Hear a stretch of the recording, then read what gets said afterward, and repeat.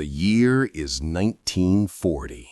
Hitler's army had won every single battle. France, Poland, Norway, all of Europe had fallen under the German shadow, and the victories came quickly, one after the other.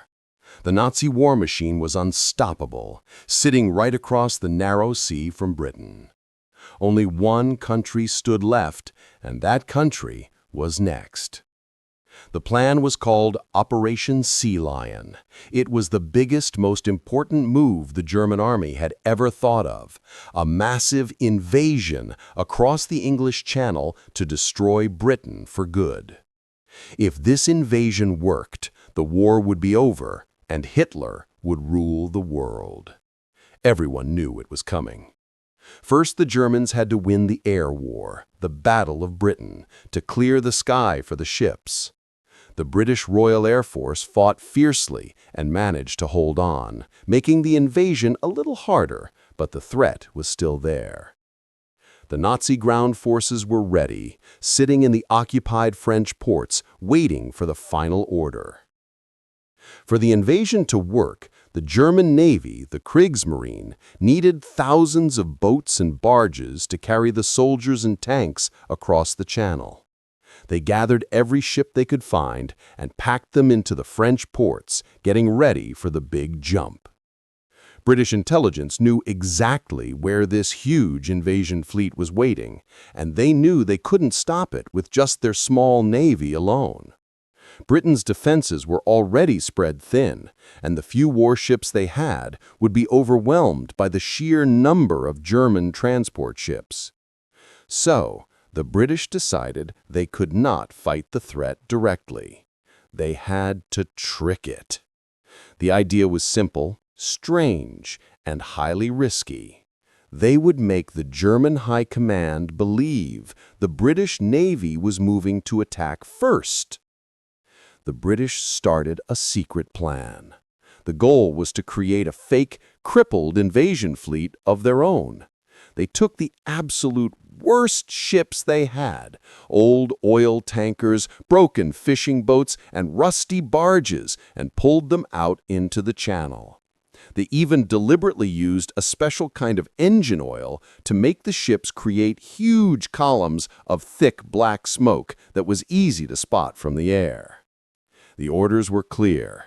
Tow the broken ships, make them smoke heavily like they were heavily damaged in a fight, and then sink them in very specific spots.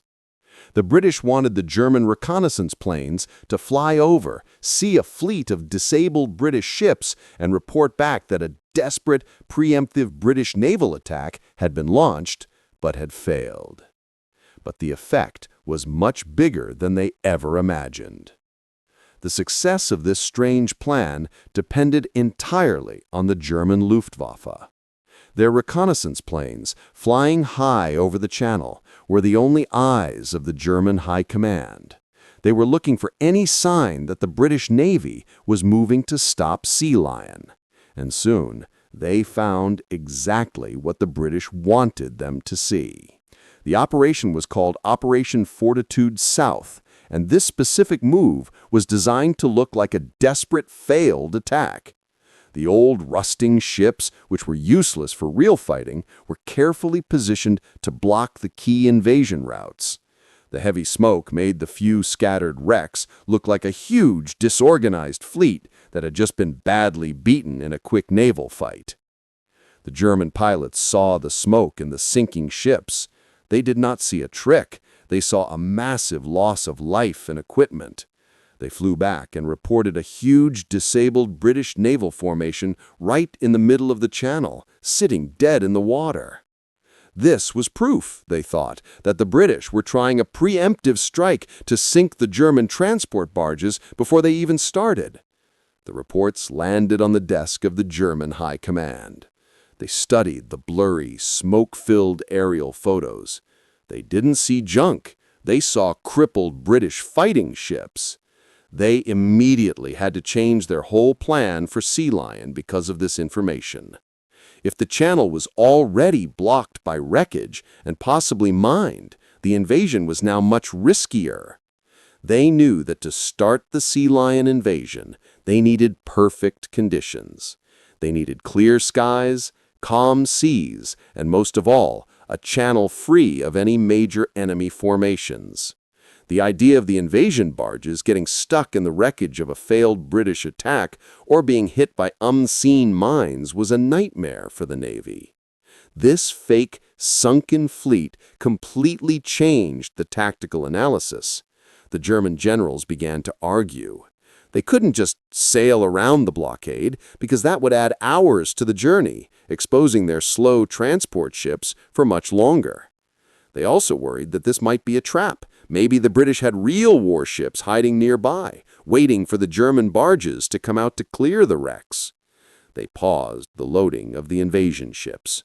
The British deception had worked perfectly.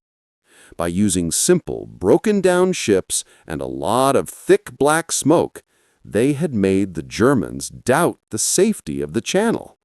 The German High Command, always cautious about risking their ships, decided to postpone the invasion.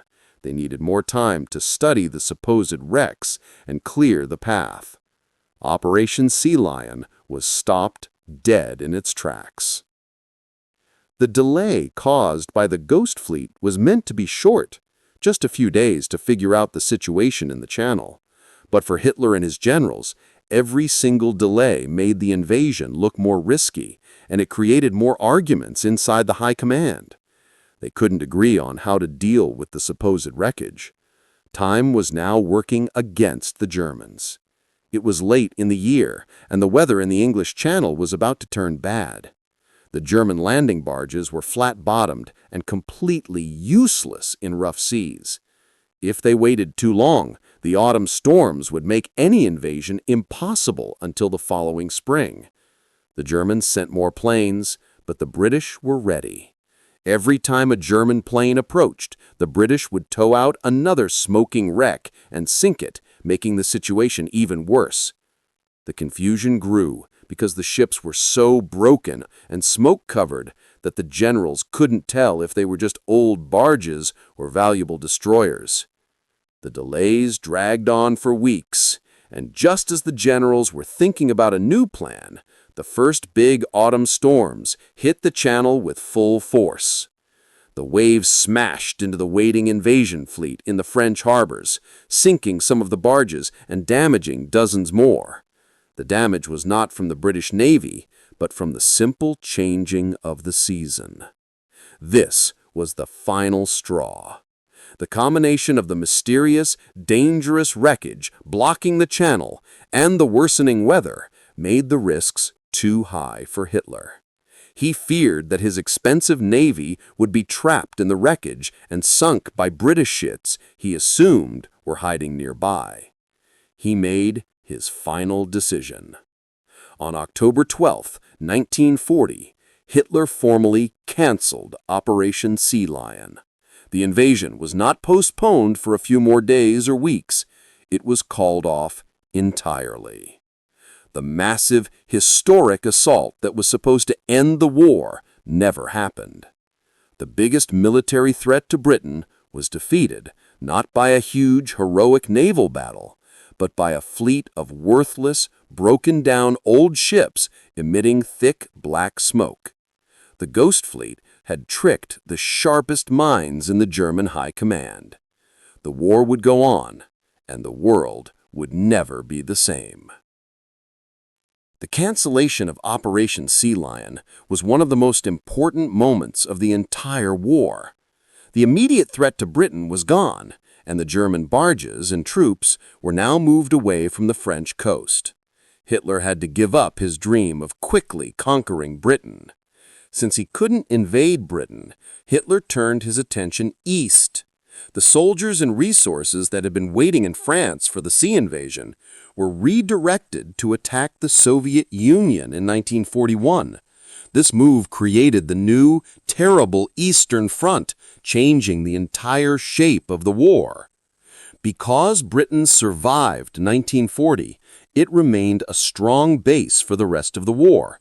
It was from Britain that the American forces would later launch their own attacks on Europe. Without the Ghost Fleet trick, the invasion might have succeeded, and the entire Allied plan for D-Day would have been impossible. The biggest lesson of the ghost ship tactic was about deception. It proved that sometimes the simplest trick can be more powerful than the biggest gun. Instead of spending millions on new ships, the British spent next to nothing to use worthless scrap metal to save their nation. The people who designed and carried out this operation were often not big generals, but smart, quiet people from intelligence, artists, writers, and thinkers who knew how to confuse an enemy's mind. They managed to fool one of the best reconnaissance networks in the world with nothing but smoke and old boats. The sunken ships and barges used in Operation Fortitude South were quietly recovered later, or they simply disappeared into the sea bottom. Their physical presence was brief, but their impact was permanent. They served their purpose and then vanished, becoming exactly what their name suggested: a ghost fleet. In the story of survival, we often remember the Spitfire pilots fighting in the air. But we should also remember the silent, simple strategy of the ghost ships. It was a victory achieved not by power, but by a clever, absurd piece of theater that saved Britain, kept the hope of freedom alive, and changed the path of the Second World War forever.